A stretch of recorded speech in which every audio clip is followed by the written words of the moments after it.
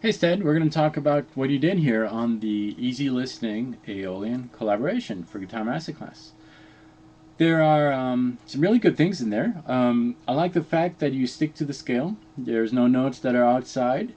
You didn't get too confused while getting into the improvisation. Sometimes it's easy to kind of get lost, kind of run out of ideas. I didn't have that feeling really when I was listening to your take. I feel that you have a lot of things to say on your guitar, on your instrument, which is great. You've got a lot of ideas.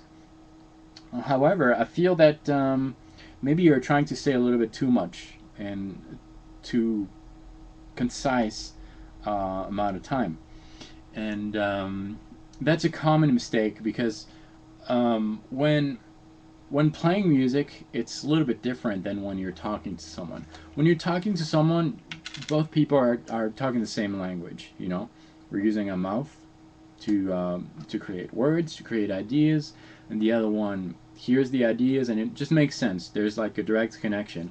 With music, not everyone is geared towards that musical inclination, and so it's a whole new language. And not only is it a whole new language that we don't necessarily use every day, it's also a very specific language. Like each musician has its own ideas and his own way of speaking and developing ideas. That's why when you're talking to someone musically, playing something to someone, improvisation, you need to really take it easy and take it slow and assume that the guy you're talking to or playing to does not understand your language. So you're going to have to repeat a lot of things and take it slow. You know, first let him know what you're going to talk about, and that's basically exposing the scale, the strong notes of your improvisation. So take it easy. If I put the backing track here, I'm going to try to illustrate that. You know, just make sure you've got your tempo right, and then start playing something over the tempo. And what you want to try to do is, you got your backing track here, you want to play with the backing track. Not on top, but just along it. You don't want to drag it or anything, you just want to play over it, explain to the listener what you're going to talk about.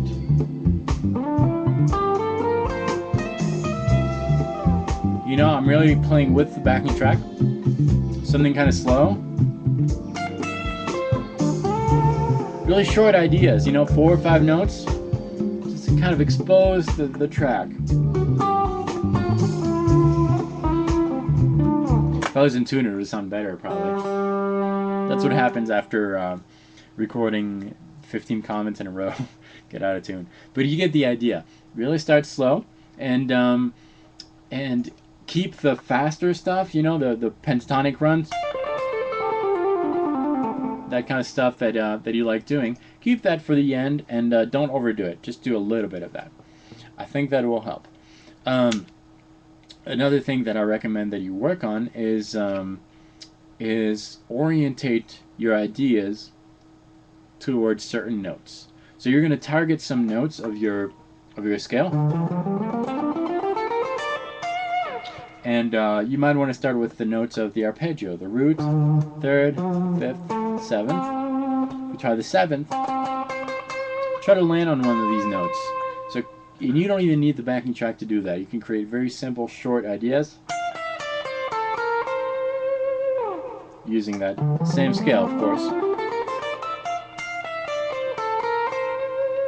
And just develop some licks like that, landing on that minor seventh. For example, there's an endless possibilities.